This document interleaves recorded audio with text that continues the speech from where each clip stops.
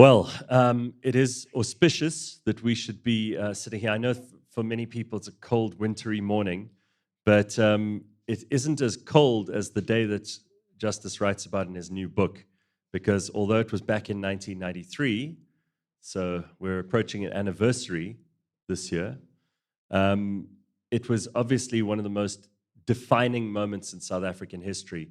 But as has already been said, Justice has also been a defining voice in South Africa post 1993, and for a very long time has remained one of the most sought after and admired commentators, which is one of the reasons we liked having him on the Burning Platform for those years that we did. And he hasn't ruined his reputation like certain other political commentators by being paid by Herman Mashaba, but we'll leave that alone for the moment, right, Justice? Nice to see you, my friend. It's so good to be here. Thank you, everyone, for turning up. Thank you for having me. Burning Platform is such a special place for me. I have, I don't know if you guys, if I may segue for just a bit, but one of the things about me is that I was born here in Johannesburg. I grew up in Hammanskraal. People from Joburg, you know, everyone's from everywhere else. They don't like this place. They don't think it's their home, and so forth and so forth. But I think as a kid, I picked up this weird pronunciation of the letter R. Mm-hmm. And I remember when you asked me to come on, I kept on thinking, no one's going to understand a word I'm saying, my R and this and so forth. So, you know, I'd like to thank you for the therapy, basically. Well, I'll tell you, the people of Hammanskraal have other things to worry about right at the moment. That, for sure. With cholera and all the rest of it. So I'm going to spend a little bit of time on the book, which really deserves a lot more than a little bit of time, and I encourage everybody to take a look at it. It's written Justice beautifully, and it's amazing how even though I was a very young school kid at the time, I remember those events, probably because I'm a history nerd, but you've told them in just the most stark, frightening, nail-biting, goosebump way that you actually go through the timeline and you're there at the moment that Janusz Valus climbs out of his red car, walks over and pulls out his gun, and you can kind of remember, even if you are young, and there are many people here who might not remember the actual events, but you would have seen the footage and everything afterwards of, you know, Chris Hani in that tracksuit. There's so much to talk about here.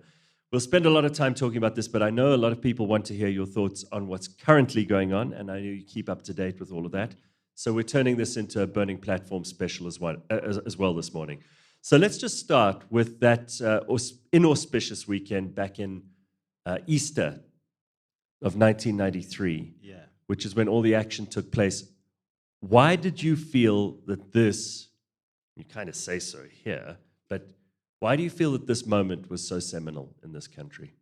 I think South Africa had gone through a lot in the period from 1990. Nelson Mandela came out of prison on February 11. The ANC, SACP, others were unbanned on February 2nd. And that was a huge, joyous moment for many of us, myself included. You know, from the darkness of apartheid to this new wave of possibility, of hope that finally things are going to change. But it didn't work out that way. 1990 came and went. If you lived here in what was the PWV, huge amounts of violence were unleashed. Later, we found out that, you know, they were sponsored by the state, paying the IFP or IFP, parts of the IFP to attack township residents in Soweto. People forget that, you know, in that time, if you were coming to work from Soweto, you lived in fear that men would just enter your train coach and carriage and attack you. That there were train massacres. There were massacres in the townships, in Buibatong, in Sebokeng, all parts of South Africa. So the negotiations weren't going that well. But this for me was the ultimate provocation. Ipsos had done a survey in 1992, and one of the questions was, who do you think is the most trusted, most, who do you love most in the political sphere? And Nelson Mandela came first, and second was Chris Hani. So Chris Hani's, Chris Hani's image, if you will, in among particularly young black activists was very different from Nelson Mandela's. Nelson Mandela was the face of negotiations. It was, if there was a sense that, for example, on August 6, 1990, the Umkhonto we Sizwe lifted the, suspended the armed struggle. And Nelson Mandela was blamed for that. It was, oh, you're a sellout and so forth and so forth. There's still people saying that now. There's still people saying that, and I'd like to talk about that a little bit. But Chris Hani was seen as the man who didn't sell out, who stood fast, who showed his fist to the apartheid government and said, we want these are demands, and we're not stepping back from them. And represented a younger and angrier generation in a way. Angrier, but hopeful too. I mean, people forget the key thing about Chris Hani is that when it was time for war, he fought. But when it was time for peace, Chris Hani, if you take, for example, today and say, who are these people who are MKMVA, Umkhonto we Sizwe military veterans, and you and I used to talk about them a lot on the Burning Platform. These young MK people, and you say, but Guy, you're 35. How can you say you're MK when, MK suspended the armed struggle in 1990? Where did you train? It's been 30, you were 5. It's like the veterans in Zimbabwe. Exactly. So, but part of it is that some of those people, maybe the slightly older ones than the 35-year-olds, came from township protection units. And Chris Hani was already at that time thinking very deeply about these young people. What do we do with them? How do we help them integrate into society post a democratic settlement? So I find it interesting that people want to almost paint Chris Hani as a direct opposite of Nelson Mandela, that Mandela sold out and Chris Hani was this pure figure who didn't want peace. He wanted peace. He worked for peace. I write a thing in the book somewhere about what was found on his desk on the day he was murdered. On the Thursday, he was at his office and kept on doing notes about a peace corps. How do you take these young people into becoming soldiers for peace, as it were, or how do you integrate them and so on? He was thinking deeply about those things. So, and you go into a lot of detail about the relationship between Mandela and Hani, which is, I think, often misunderstood by people. Mandela had issued a special order to his own office that as much time as he could have with Chris Hani, he wanted. So if he had to travel somewhere, Chris should come with. He was fascinated by this young man. Yeah, he was fascinated by him. He was a bit scared of him, that this guy, if he didn't, I think Mandela saw himself as, if I want to sell a democratic settlement, I have to sell it to Chris. If I can sell it to him, he can sell it to anyone. And so he made him part of the difficulty of negotiation and the times of negotiation and the times of the small gains that the ANC was making in its negotiations with the National Party and the government of the time. So he loved him deeply, and he saw a lot of himself in Chris Hani. Chris Hani was a radical, was a militant. Mandela, people forget that Mandela was a radical and a militant in the 1940s. The Mandela of 1960. Or the Mandela of the 1990s said, he wants reconciliation and peace. This was the first man to leave South Africa and go and train in Ethiopia. He was the first ANC person to hold a gun in his hand and actually train to take up arms. So the idea that Mandela was this, cuddly teddy bear what I like about those two men, if you will, is that just be careful about saying, oh, they were absolutely this, when there were this and other. And I think it's all of us. Part of the thing I wanted to show in the book, and I'd encourage many of you to watch a movie called Selma. It's about Martin Luther King. And it shows a moment of weakness in Martin Luther King's life when he's marching with thousands of people and he says, the police are going to murder us. Let's stop and turn back. And people said he's weak, that he is a sellout, and so forth. In this week of Chris Hani's murder, for me, Nelson Mandela was resolute at times, and at times he said, I've made a mistake, and maybe I need to work it back. And that for me is actually ultimate leadership. He was human, he made mistakes, but he fixed them and kept on going. And I like that about him, I really do. Well, I remember also, and I'm sure everybody who's old enough here does, that was the moment we probably came closest to a complete disruption in civil society. You know, the army being called in, the total descent into chaos in the townships that was planned by the people who wanted to murder Chris Hani. They had a list. Yeah. And Mandela was at the top of the list. Joe Slovo was number 2. Chris Hani was number 3. And when Janusz Valus and Clive Derby Lewis and the rest of the conspirators, some of whom we're still not sure who they are. I mean, Gay Derby Lewis, she got off. Yeah, she was. It's amazing how close we did come to total civil war at that point. I remember people stocking up on things and saying, this is the moment, right? Absolutely. I think as a trigger, Clive W. Lewis, Janus Valus, whoever else, as you say, was involved. You know, I don't know if I make it explicit enough in the book, but there are people like F.W. de Klerk and others. I'm not sure if they actually realized that they were as much targets of this plan as Nelson Mandela and Joe Slovo and Chris Hani and others.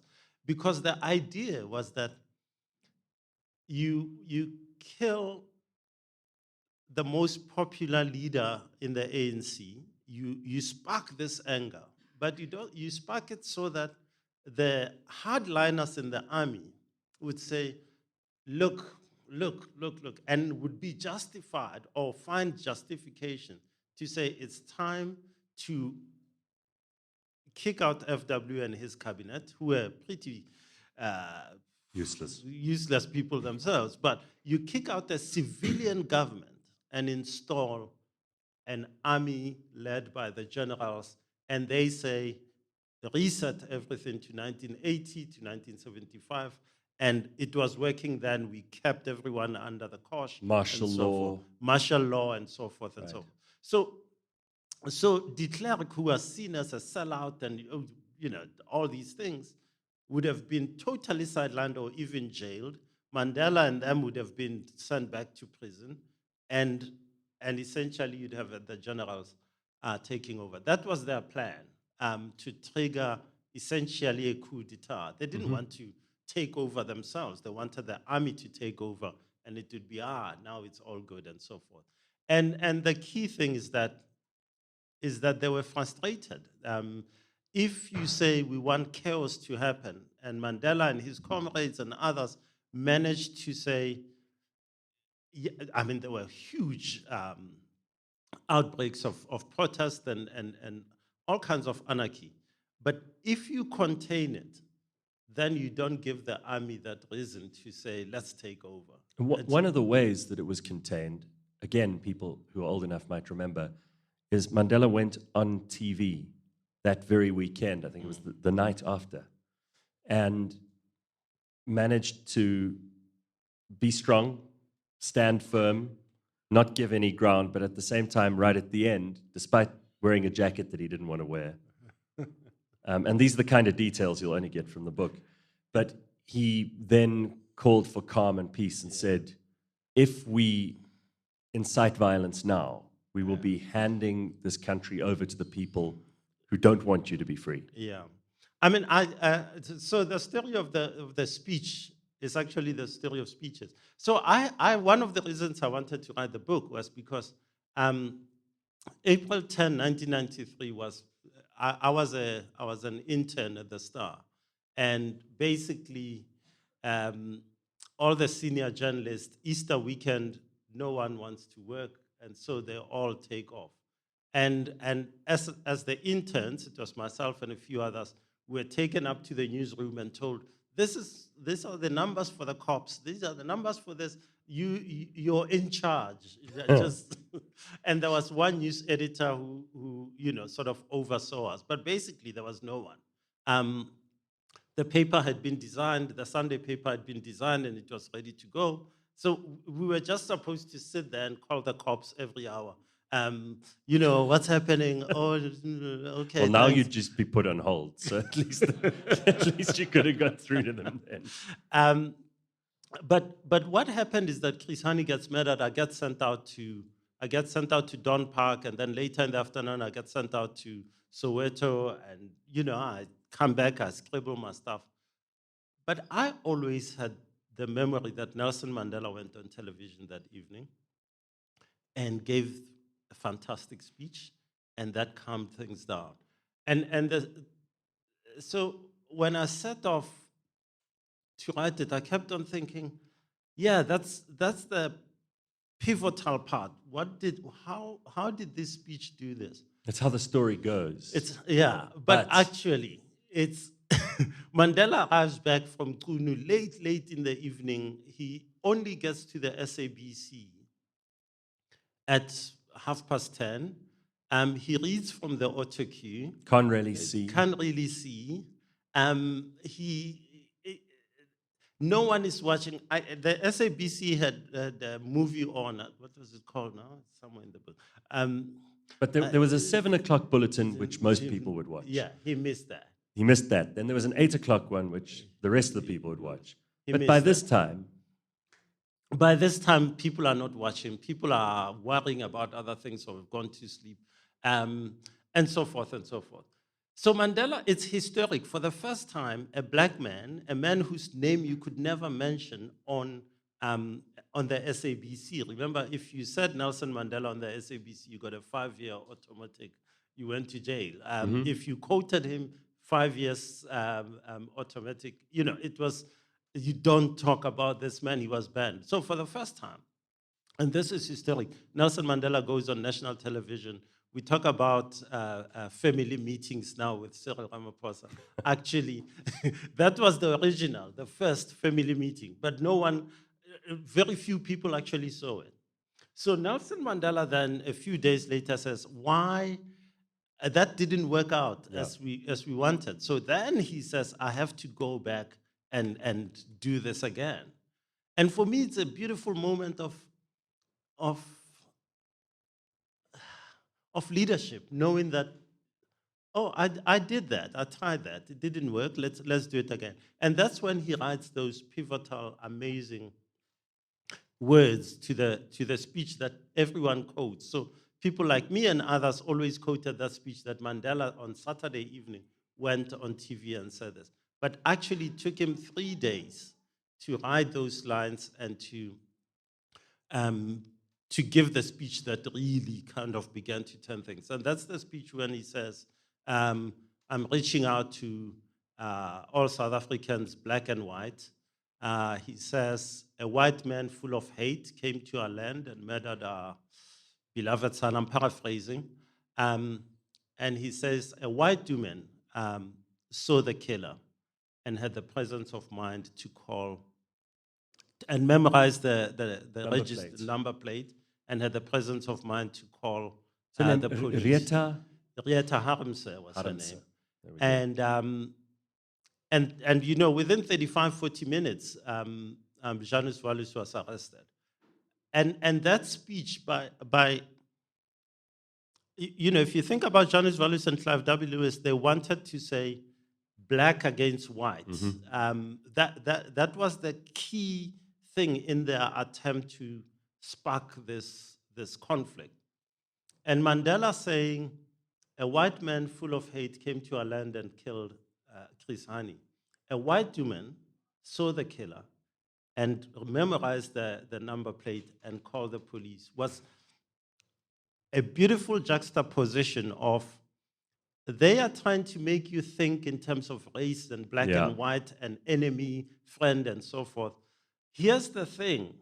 The same people that say whites are enemies of blacks, a white woman saw this. Yeah. And it took the sting out of that week. I mean, it's not a turning point that many people say Mandela stopped the war. There were other things, and I'll talk about them here. But that was one of the most powerful moments of that week. And that's when you begin to see a realization that actually the attempt here is to destroy all of us, not just go for the one or go for the other. It's for all of us to turn around and say, these white people and these black people, you see them, us, them, and cause this. Yes, a narrative that bears repeating some of the time. There are characters in this book, though, that are very much still part of our lives.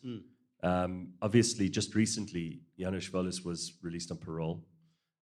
Clive Darby Lewis was also released some time ago, but died shortly thereafter of lung cancer. There must be, because you did a lot of research here, you looked at their testimony at the Truth and Reconciliation Commission, for which neither of them were exonerated because the TRC believed they were withholding a lot of information, that they weren't telling the full story. You hear lots of rumors, and you've now done the research. There are people who still talk about this hidden, invisible hand behind the whole assassination of Chris Hani. Do you believe there was more to it than this small and quite incompetent conspiracy that very nearly caused the chaos that it wanted to? Yeah, I mean, I think there are two levels to it. So the first thing is that I honestly believe that there was a cell which worked to pull off the actual matter itself, and I think it goes beyond Janusz Volus and Clive Darby Lewis. So there are 6, 7 other people who were, certainly one was waiting in line that if Janusz Volus didn't do it, he'd be available to pull the trigger. I believe that some of the neighbors, some of the providers of the gun, some of the people who pointed to this is how we, a silencer was supposed to be used on the day it wasn't used, and all those people. So I think the actual cell itself was about 7 people. And I think the investigation was very much, let's find the key people, let's forget about prosecuting the minor players in that cell. So I think they got away with murder. The wider conspiracy is something that right from the beginning has been spoken about. And I think this is should be a source of shame and of, I think it's, I was saying to Just look behind you for the next few words. No. I'll tell you what it is. I want to put it this way. You and I sit here and we say, oh, we're going on the burning platform, and we sit there and we analyze, because you don't have the might and the power of the state behind you to say, if I'm going to analyze how a child, a newborn, ends up in a cardboard box in a hospital, the best I can do is to analyze how we got here, and perhaps to use my voice to condemn why we are here. The ANC government since 1994 has failed with the SACP, with Jeremy Cronin, with all the others. Every year they stand up and say, our hero Chris Hani was murdered and so forth. Then they go and sit in government. But not once has anyone said, we've got the might of the state.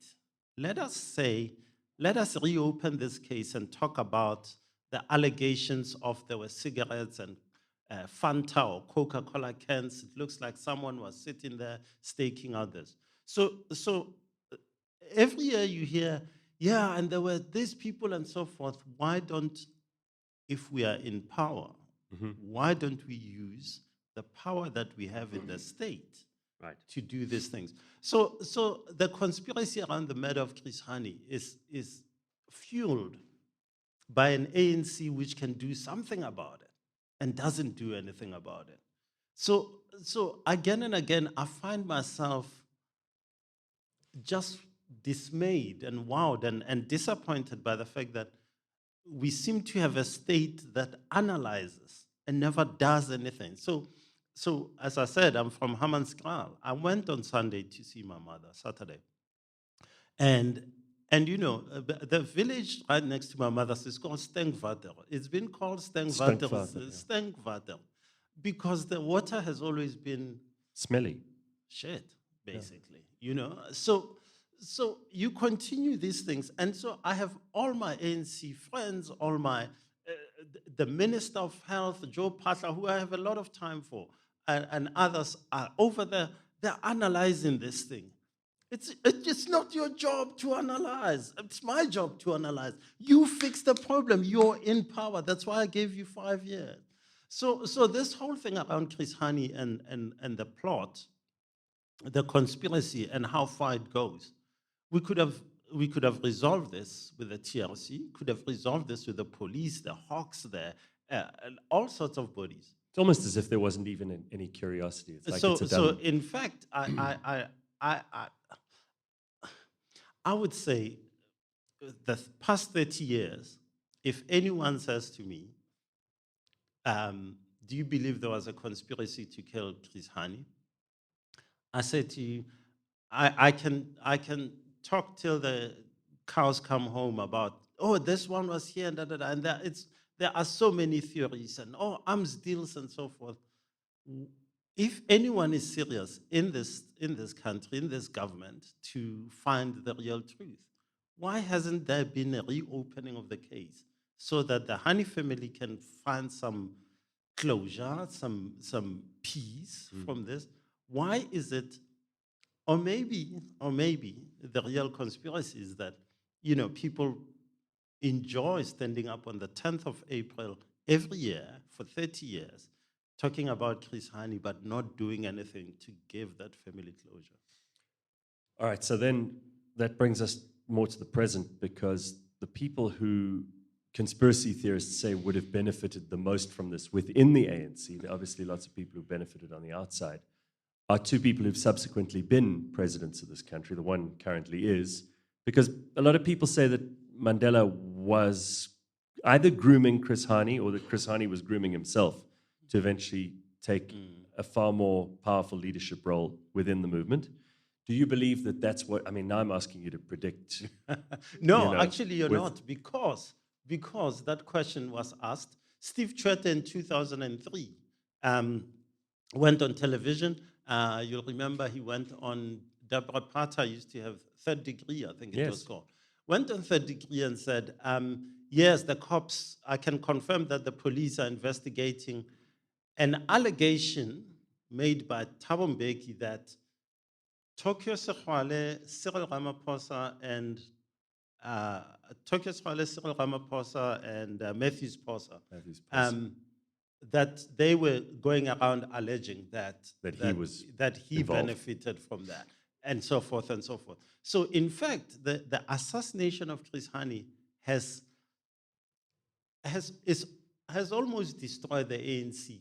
All these people that we mention now have been at loggerheads, at war with each other ever since.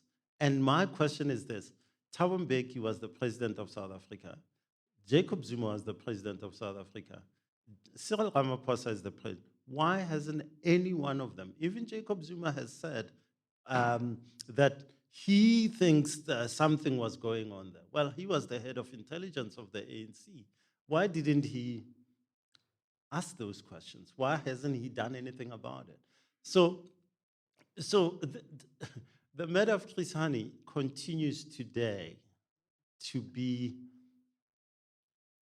a huge source of, I think, part of the pain of the ANC, part of the pain that it doesn't know, of the trauma that it doesn't perhaps know, or deliberately decides, I'm just going to keep this under the carpet, and it's the family secret we don't talk about.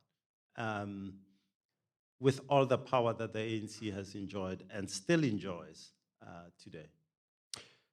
So the book is available here, but I want to just fast forward a little bit to the present.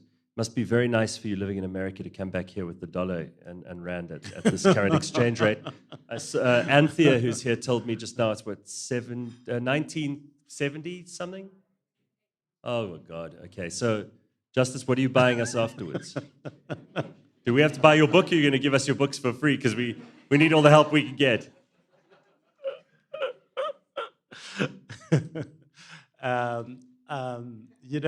Anthea, I hope.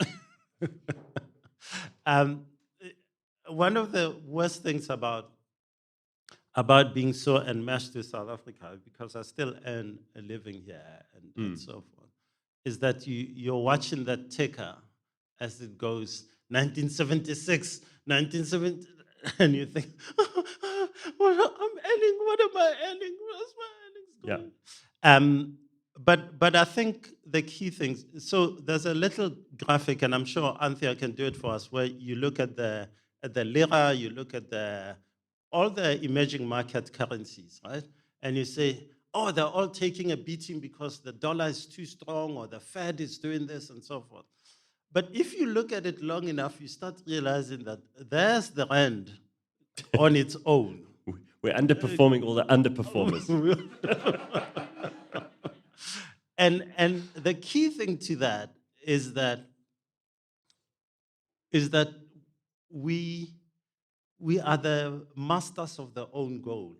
Everything that we should just do as a matter of course that everyone else does, we just, in Setswana, you just go off into the bush, basically. Well, it especially feels like that right now. I mean, I look at Hammanskraal, which obviously is close to home. It is home to you. I look at what's going on in parts of KwaZulu-Natal. I look at the electricity crisis. It's almost like they've just decided in the ANC, we don't know what to do. Hands up, we're just going to walk away. Because it's not as if anyone's there in crisis meetings. You don't get the impression there's any urgency here at all. No, I mean, the ANC is analyzing. This is the problem. Analysis paralysis. It's just, anyone, you say to the ANC, anyone in the ANC, and you say, let's have what's going on with Russia, Ukraine? Oh, man, it will be a new world order, And then you say, but the rand is tanking. You're about to lose your access to the biggest market in the Americans are going to go away and say, AGOA, well, why should we be doing this? 6,800 products that you get into the US tariff-free, suddenly you're going to be paying more to get those products into the US. And no, but our friends, can I just say, I want to make this point, and I'll make it again and again. There is this myth in South Africa that the Russians stood by the liberation movement. We need historians here. In 1963, the ANC took 20 people to Moscow. They were trained. The next 400 were trained in Kiev and Odessa, which is in Ukraine. Over the 70s, if you go to Kiev and Odessa, you will find Mahlangus there. You will find many, many black South Africans who fled in 1976 ended up in Odessa and Ukraine. So this whole entire thing that, no, but we must stand with the Russians, they helped us. The Union of Soviet Socialist Republics helped us. And in the USSR, it was Russia, it was all kinds of, including Ukraine. So, I mean, we are on this jolly. I'm not sure why, and it's going to just really hurt us. I'm sorry to say, Anthea, I don't know what we at today, 1976 to the dollar. But if this continues, the currency is going to take an even bigger beating. And there is pain ahead on this path. and we can talk about it. But And what about all those people who said, oh, no, no, all you have to do is get rid of Jacob Zuma, all those very smart people at News 24 who told us, no, no, no, pray some for of them were Cyril. on the burning platform, I have to Yeah, confess. pray for Cyril. You know, as soon as he comes in, everything will be fine. As long as we get rid of Gedlehle, everything's cool. Well, I think the fundamental mistake, and I think I'm one of those people who made that mistake, was to say this individual is amazing and so forth, without looking at the ANC as a whole. The ANC as a whole is in terminal crisis, and it's taking. Cyril Ramaphosa wants to save the ANC and save the ANC by his own standards. That is, keep the ANC together, keep the faction that was the Jacob Zuma faction in-house and so forth. So part of it, I mean, an extraordinary thing happened on Friday in Parliament. Sidney Mufumadi, the National Security Advisor to President Ramaphosa, says, Andre de Ruyter gave me the name of the politicians that are implicated in corruption at Eskom.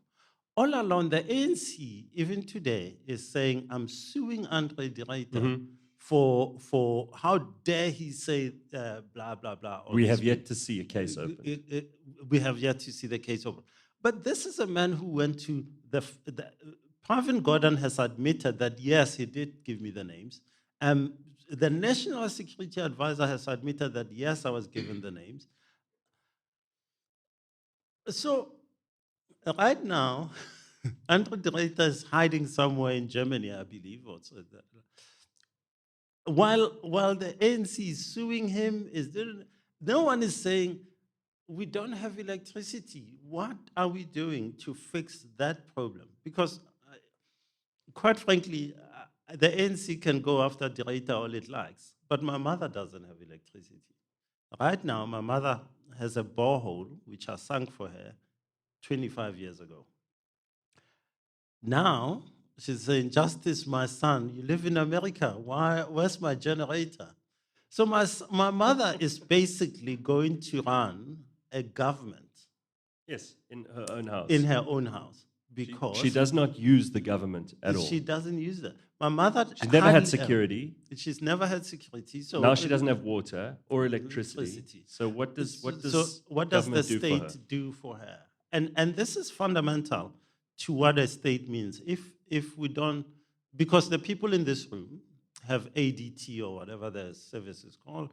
They have inverters for when the lights go out. They have da-da-da, and all these things. So all of us are, this is the state of Gareth Cliff, and that is the state of Muzi. And everyone has their own little local municipality running in their own home.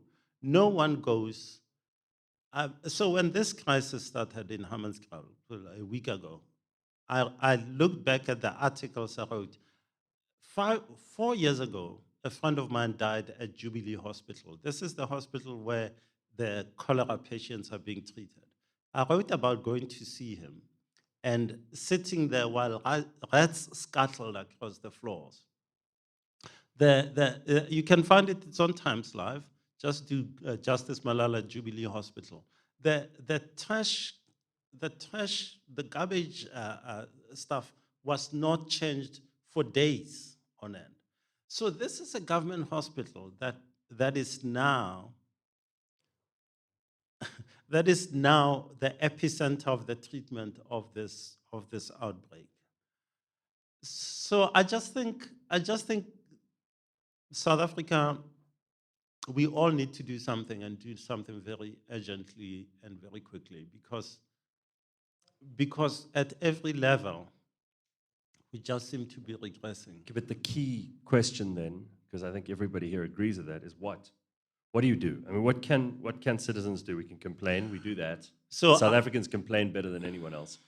We hear people talking about a tax revolt. That's never going to happen. We hear people talking about the elections, the next elections. Oh, no, the next elections will sort it out. You wrote a book a couple of years ago called We've Now Begun Our Descent, right? Mm. That was the first book you brought out. That was how many years ago? 2016, 2015, late 2015.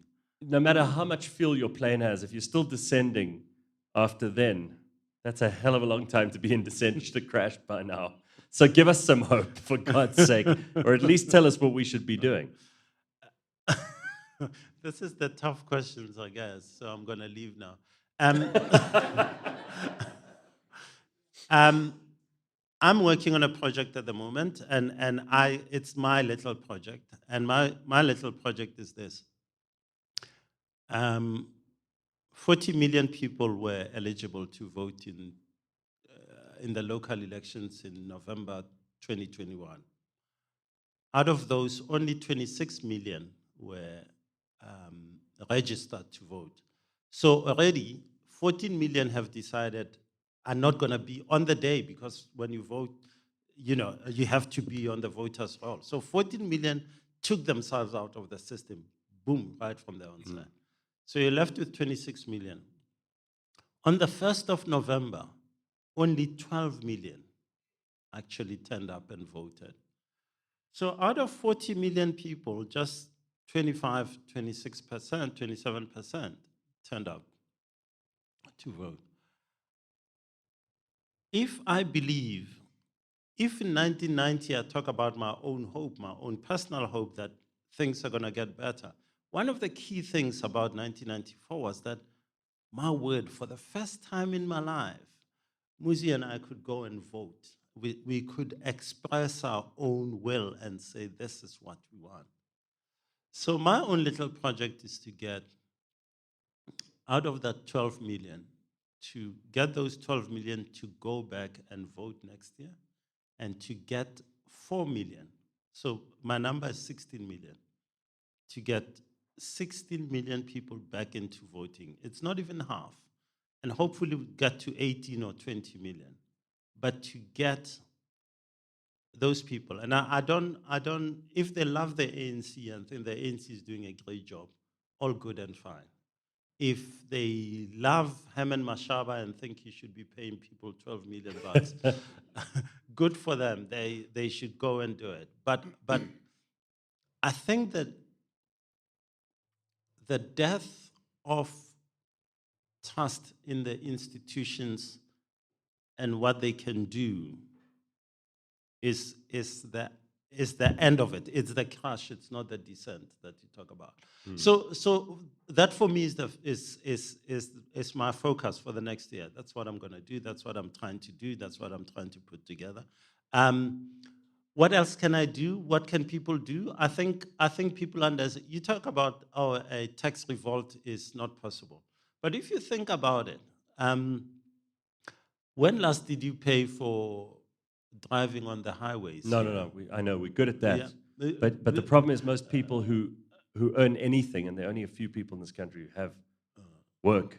We've got a huge unemployment problem. Yeah. Those who have work, they don't have a say. The tax comes off before they can go to their employer, some big bank, and say to them, "Oh no, I'm going to refuse this month." I mean, if they were bold enough, like the leaders of the banks were when Des van Rooyen was made minister, remember? Yeah. They went and sat with the president and said, "You do this, there's going to be big shit." They should do the same thing now. Yes. So They don't have the courage. That's the answer. People actually have done it before, and they can do it again. Maybe this is because it looks so hard. You think it's impossible to do, but maybe this is the time to speak about what am I paying for? Because it's your tax money. I'm all for this. I mean, yeah. But I just hear people making excuses the whole time, and I can see lots and lots of people saying, "Oh no, well, we can't do that. That's a step too far." Well, I mean, they've taken away your electricity. They're putting dirty water into your house. People are dying of cholera when they shouldn't be dying of cholera. And so, what's a step too far? I think saying I'm going to withdraw my taxes is not a step too far. It's worth discussing as a country that, look, I mean, you guys are just not doing the right things. So what are we talking about? So if I start and they put me in jail, will you come and speak up for me? I'll speak up for you for sure. Will I join you?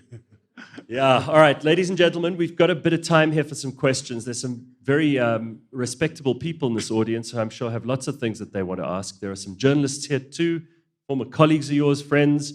You're all welcome. So put up your hand. Who wants to go with a question? And Homolemo, we've got that microphone ready. We've got a long cable on there. All right. Muzi Kuzwayo, you've been mentioned in You've been mentioned now a couple of times against your will, Muzi. Do you want to ask a question here?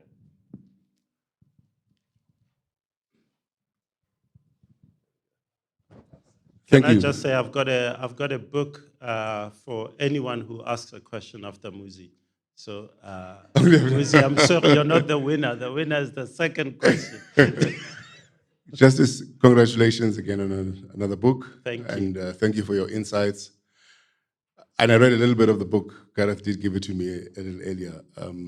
But the question I want to ask is a forward question.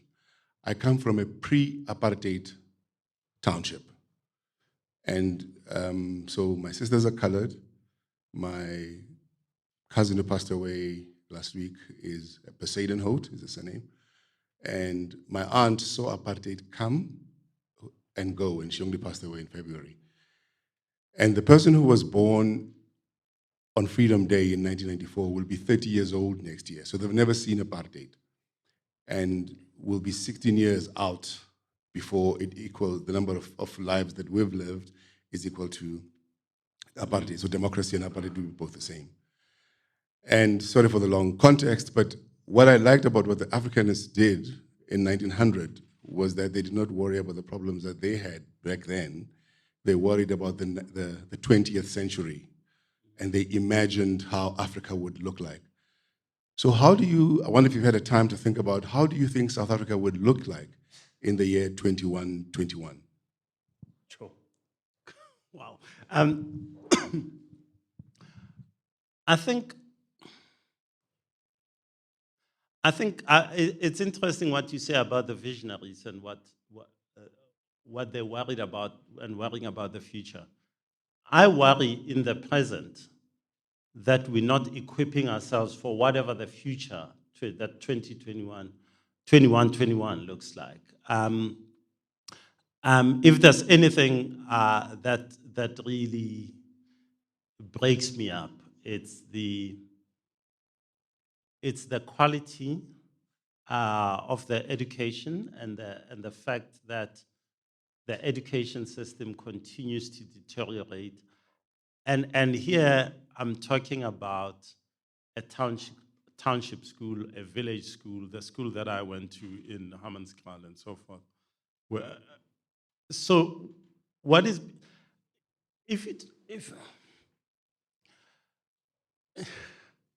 so part of what the National Party did, or a huge chunk of Afrikanerdom did, if you look at the 1920s and 1930s, they said we need to get people out into the world to grapple with what the rest of the world are doing. So your Jan Smuts is the architect of apartheid, Verwoerd and them. They went to Stellenbosch, they went to other universities. They were sent off to Oxford, Cambridge, to the US. People forget that the apartheid system was learnings from Verwoerd and others from the United States. Justice, we're exporting people like you and others, but they're not coming back. That's the point I'm making. We should be. Clem Santa used to have this young person that he used to say, wow, his name was Sia. He used to talk about him a lot. So Sia went to Cambridge and Harvard and all these places and so forth. And I think a lot about him, like, is he going back? Is he coming? Is he going to do something about South Africa and so forth? So I think this is our first basic mistake. We're not educating people to come back and help us grapple with the future. So 2 years ago, during the pandemic, I remember there was one minister who used to talk about, yes, 4IR. Now, fourth industrial revolution was like the buzzword in our government just 3 years ago. And suddenly it's, ChatGPT, and everyone's saying, yes, we are on ChatGPT. No, but that minister, I think, heard the word revolution, which he was familiar with. He heard industrial, and he thought of industrial action, because he was probably familiar with that. And he heard the number 4, and he thought, well, it's better than 3, so let's go for it. I don't think he really knew what it was. So for me, the key thing is this. I just really think I don't know what 2021 looks like in South Africa, but I do think that we have a better chance of still being a united, prosperous country if we were saying our key absolute minimum is that we get as many of our young people out there getting educated, bringing us new, fresh ideas, inventing things, doing things for us, instead of this. I mean, right now we're almost saying, oh no, China and Russia and maybe India will look after the tech sector for us, they'll do this for us, and we're not really. We hardly ever talk about educational exchange, about mathematics, science, and so forth. I don't know what 2021 looks like, but I fear that we will be left behind, and I think we are left behind largely. So we'll be out there. There are many positives about South Africa. That's the entrepreneurship. There's a huge chunk of things that we do well, but I do worry that we're not preparing ourselves for a very complex future.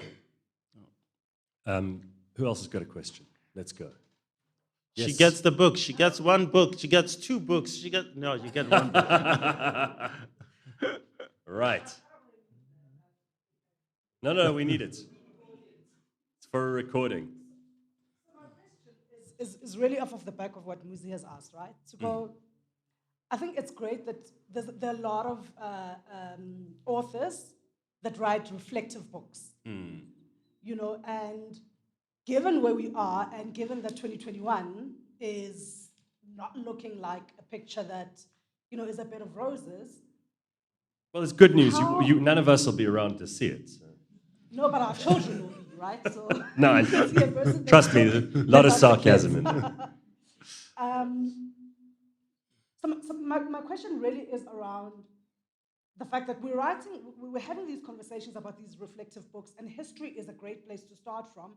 But when are we going to get to a point where we're having conversations around what the future actually looks like, and not the future of 2021, but the future of now? Oh, sorry. I'm so sorry. I'm sorry, it's because I'm trying to do this right. Yeah. So, and I say this only because I've just come from the Franschhoek Literary Festival, right? And everything is very reflective. We've got a government right now that does not know what to do. It's 4IR and it's ChatGPT, and it'll be whatever, is the next trend. How do we get the youth to start getting the ideas of what to do in order to change things? How do we so right now, all the political parties, you've got one SA, this one, there's all these new ones that are coming up, but they're all saying the same things, right? As the ANC, as the EFF, as all the other ones. So nobody's having new conversations. And we're all having exactly what you were saying the government is doing. We analyze. Okay, but you want to try and answer that? Yes, Sorry, I do. It's a very actually, long-winded. Yeah. No, I like your question very much, and I appreciate it. I'll tell you, I was thinking about my book, and your question is absolutely on the money. I was thinking about my own book and saying, what are you doing here? I mean, the past. But actually, I think I've got myself wrong, and I think many people get my book wrong, because I wrote it because I wanted to write a book. I wanted to write a business book, and I wanted to say, here are 10 lessons that you can take away and actually use. The first one was that the first thing Mandela did on that Saturday when he got the news was to call F.W. de Klerk. And my thing is, why is it this man in 1993 calls de Klerk and says, both of us, we are in trouble. This thing that we're trying to build is going to implode. So we better talk, and we better handle it in a way that will save this situation. Because otherwise, it's going to explode. You're going to be left with a shell of a country. I'm going to be left with a shell of a country. If I win or you win. No, there is no winner here. How do I tell that story? I haven't done it. I haven't done it. It's in here. Mandela calls de Klerk, and de Klerk says, yeah, you're absolutely right. But that was my first lesson of the book. The second lesson is, why is it every time there's a crisis, there's a man in a suit arriving saying, yes, I'm the president and I will do this, I will do that, and so forth. De Klerk, to be his credit, and many people, he's gone on to be all kinds of things, and when he died, there were all kinds of stuff. But on that day, de Klerk, and he writes this in his autobiography, he says, if I said a word, I would make the situation worse. There were other people who can deal with this. So my second chapter in my book about how do we deal with the future, how do we lead, is very explicit. Stepping back, Rina doesn't always have to be the one who says, yes, we are getting a nice new building and so forth and that. She can say, guys, maybe as the Cliff Central family, by the way, I wasn't consulted, but we can all talk about what do we need for a space? Where does it need to be? It needs to be central, and step back and let the team do the work. De Klerk on that day said, I'm not the person to go on television. I have zero power. If I say to a young black man who loved Chris Hani that, oh, relax, stay at home, don't protest. Make it worse. It make it far worse. So that was my second, if I was someone like Muzi, smart and so forth, I'd have written that book, book that's it. The lesson one, this lesson two. There are other lessons that in the book. Aren't we over-analyzing again like our government does? Because the solutions to our problems in this country are so practical. It's like fixing pipes and making sure that the coal is clean when it goes into the... Really, these are not... You don't need to have ChatGPT to fucking work that out. The stuff that we need, the garbage collection and getting rats out of government hospitals, these are practical things. We keep thinking that there's some masterful, incredible, complex solution. I hear you and I agree with you totally, but here's the analysis, and it's very short analysis, is this. People are taking water out of the fire hydrant near my mother's house because that village is supplied by rainwater. They're putting it into a truck and going and giving it to a village called Kanana. Who owns the truck? How much are they paid? That is where the problem lies here. That truck wants to stay in business. It's owned by the son or the uncle or of Justice Malala, who's the local ward councillor. If you take Ditsowatlap municipality in the northwest, if you take many of these collapsed or collapsing municipalities, all of them are because if you take Jubilee Hospital and say, why is it we are not getting rid of the mice and the rats in this place? It's because the tender for that has gone to Justice's friend, who Justice is clean, he's the ward councillor or the head of this and so forth. So part of the corruption has become part of the lifeblood of this country and of the ANC in particular. And this is something that we have to confront, that you talk about, let's put the coal in the power plant. Well, the coal, half of it is being taken so that it can be kept for the Germans, and the rest is because the corruption, part of the corruption problem has... But then let's send people to jail. Let's do that. I mean, that we can do. That's practical too. We don't need ChatGPT for that. I mean, I think a lot of this stuff is kind of obvious. All right, we got to wrap it up. I want to do one last... Okay, let me put it this way. We need to send people to jail. Let me tell you, there was a thing yesterday. I mean, they're still looking for Senzo Miyua's killer.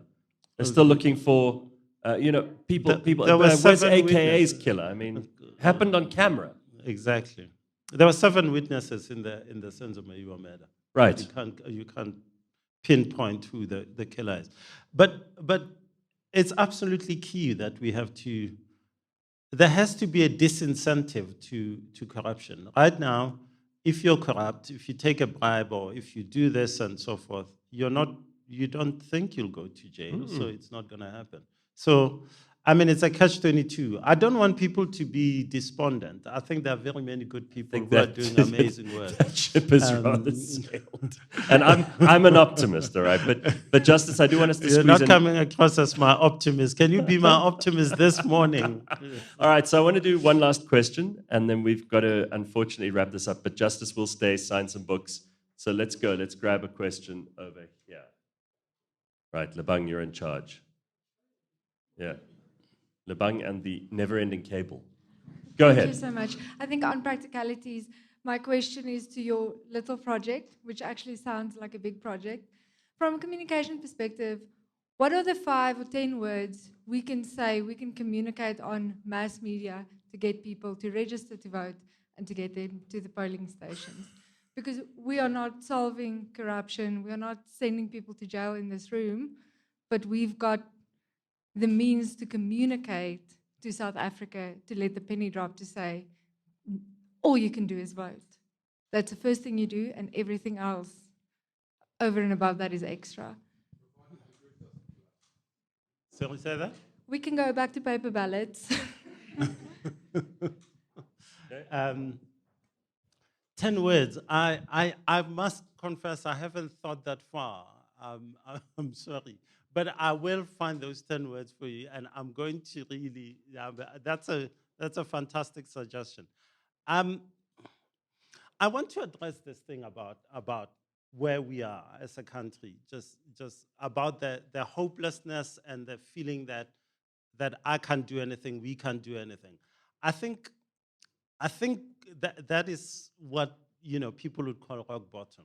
That we've reached a stage where if I'm feeling that way and you're feeling that way, basically I'm just trying to get you to buy the book and I make a bit of cash and that's it. And you said it yourself, we are doing things. So that's not entirely true. Yeah. We are putting in generators and boreholes. I know, and so, but so it's an alternative to society. on an And, individual level, South Africans are being... Exactly. But I think all of us love this country enough to say, what can we do to be at a place where on Twitter, which I've fallen out of love with, but on Twitter, people like putting this thing, I love my country, but I'm disappointed or I hate my government and so forth. And it's one of those things, it's how do I walk in the world if this is the situation that I'm constantly in, that we're constantly in? And so I think over the past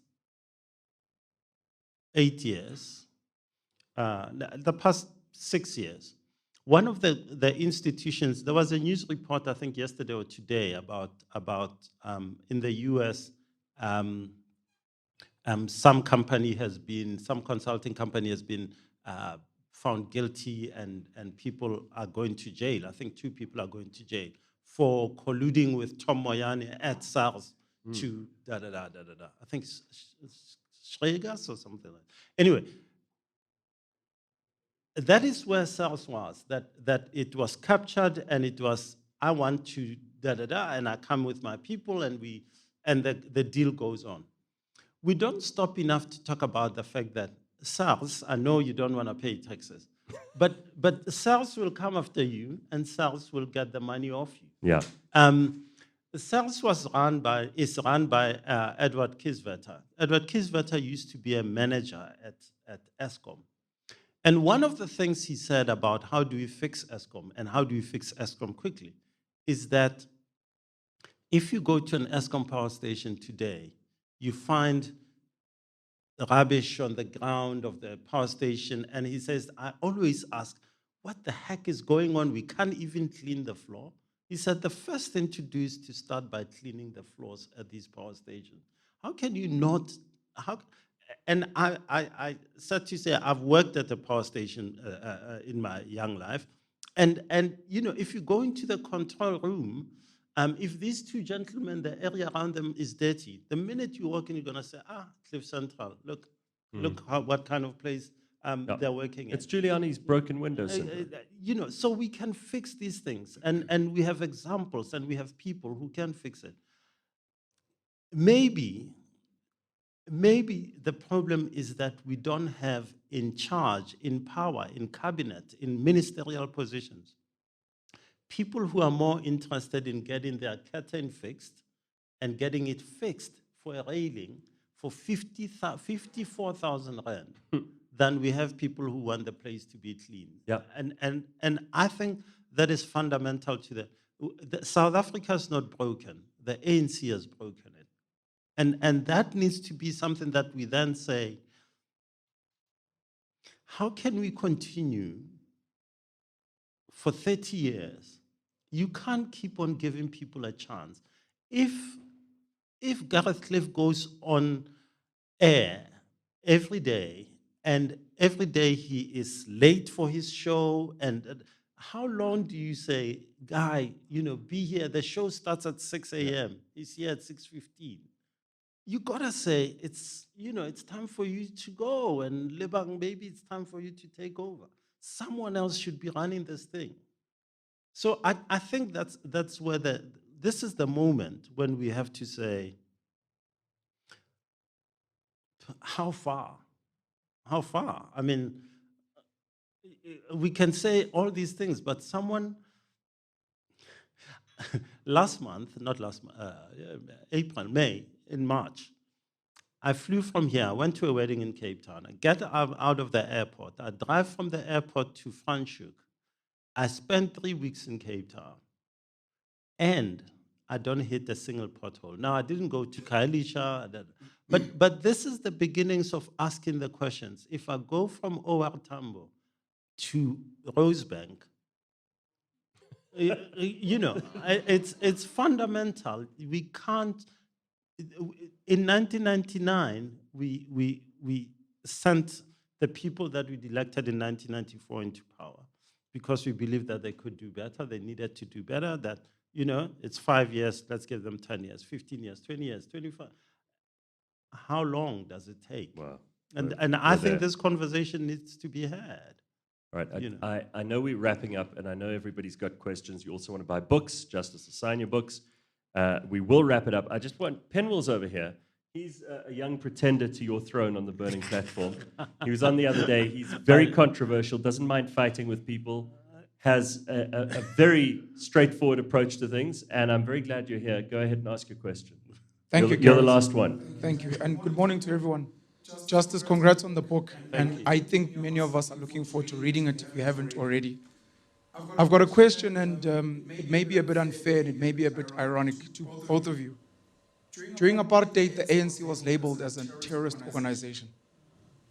When you look at what's happened with SAA, constant bailouts at the SABC, ESCOM, what happened during COVID hard lockdown, we're losing the post office, we've lost the NEL. Life is Dimeni, Marikana, Hammanskraal today. Would you guys agree that the ANC is a terrorist organization?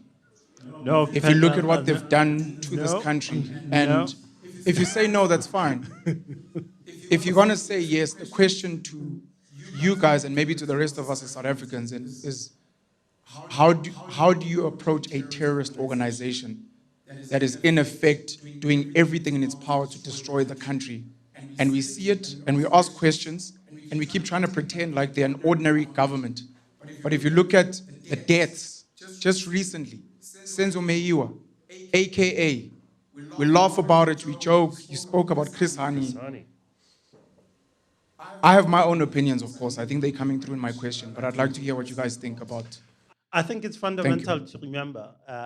Thank you, Penwell. There's a book, I was thinking about it, it's a book written by Jacob Dlamini. He's a historian from South Africa, as you say. Sadly, he's teaching at Yale, at Princeton. He's one of the foremost historians in the United States today. Jacob's book was called Askari. It's about the apartheid government kidnapping And he focuses on one ANC soldier. His name is Glory Sidibe. Guy from Limpopo, a guy from a very struggle family, and how he is kidnapped from Swaziland, brought back into South Africa, and tortured for months on end, and turned into a killer, a hunter and killer of the ANC's MK soldiers. And he does it with a gusto and evilness that is just incredible and heartbreaking. The thing about that book is that it illustrates the sheer evil of the system of apartheid. It wasn't about just the individual, it was just the entire thing. And I think I criticize the ANC a lot, all the time, as my mother would like to say, like, just hold off a bit. But the key thing about the ANC is that no matter what we might say, the ANC struggle, its entire life from 1912 to 1994 was about bringing to fruition a country that is non-racial, non-sexist, that is undergirded by progressive values that I still today am guided by. I don't consider them ANC values, I consider them human values. I consider them, when Uganda says it's going to essentially kill people because they are gay, it is the first person I think about is Simon Nkodi, who was an ANC activist who was in prison with Terale Kota and others in 1987 and came out in prison in Delmas. And the ANC people around him, half of them said, yeah, I will kill him. Half of them said, no, we are the ANC. We believe humans should have full expression and so forth. And they embraced him. And Terale Kota was one of those people. That is the ANC, I think, whose values I fully think were the right values. I don't think that was a terrorist organization. I think that organization was many other things. What it has done since 1994, I don't think it's an organized system of evil. It's become entrenched, this evilness and this inability to see evil when it's right in front of the ANC.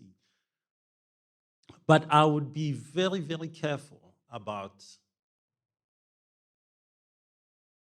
willy-nilly just saying this is a terrorist organization. I do think democracy demands that when an organization, a party, does what the ANC has done to this country, that we should have, there should be consequences, and we have the ability to do that. I talk about SARS. Another institution that we don't talk about is the IEC. The IEC has no controversy in South Africa right now because we've managed to keep it above board, independent, and so forth. So let's, before the ANC, because the ANC will break the IEC, I'm telling you this now. Before the ANC breaks the IEC, make sure that the IEC works in the manner it should, and that the ANC is not in a position to break it. So I don't agree. I hear your frustration, but I don't agree that the ANC,